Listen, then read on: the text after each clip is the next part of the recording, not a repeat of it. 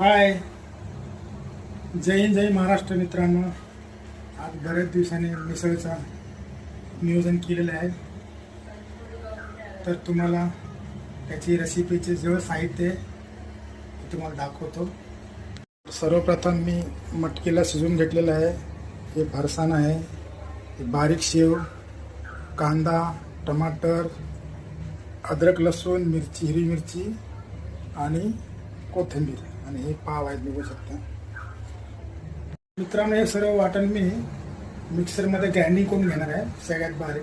तर शॉर्टकटमध्ये पूर्ण बनवायचं आहे, त्यामुळे जास्त वेळ राहत नाही. चल तर मित्रांनो, आपण ग्राइंडिंगला सुरुवात करू. हे कांदा टाकला, टमाटर, हिरव्या मिरच्या, हे संपूर्ण साहित्य चांगलं ग्राइंडिंग करून घ्यायचं. तर वाटण आपलं तयार झालेलं आहे, तुम्ही बघू शकता. मिसळ हमेशा वाटण एकदम बारीकच पाहिजे. चला तर मित्रांनो, रेसिपीला सुरुवात करूया.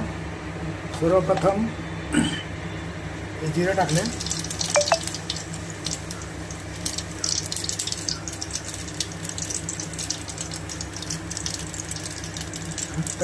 तरी येण्यासाठी तेलामध्येच हा लाल मसाला टाकायचा आणि धीमी आच, कुकरचं धीमी आच ठेवायचं, जेणेकरून मसाला जळला नाही पाहिजे.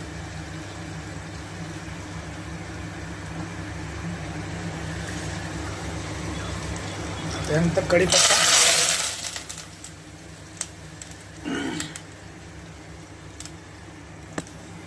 आणि हे वाटण.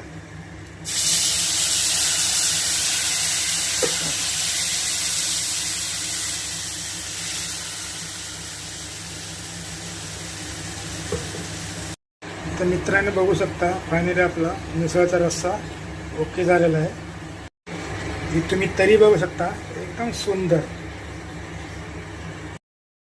मिसळ तयार झालेली आहे. आपण प्लेट लावून घेऊया. सर्वप्रथम आपण याच्यामधले ते मटकी टाकून घेऊया अशी.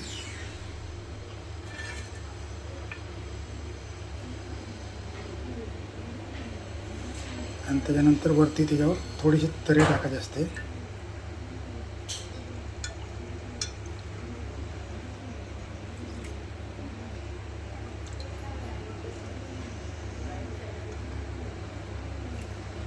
आणि त्याच्या वरती कट मारायचा. कट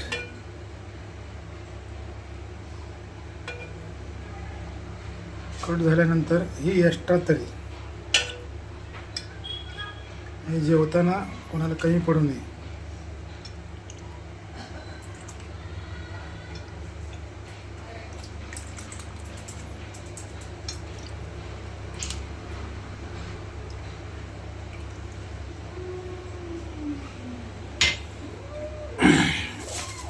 आता ह्याच्यावरती आपल्या येथील बारीक शेव,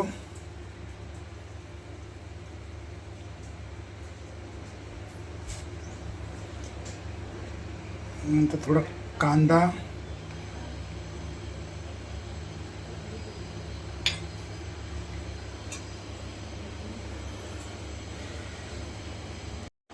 तर शेवटी मित्रांनो मिसळ थाळी एकदम रेडी झालेली आहे. थोडा उशीर झाला, बघू शकता तुम्ही. 2 पाव, कांदा, लिंबू, मिसळ आणि एक्स्ट्रा रस्सा.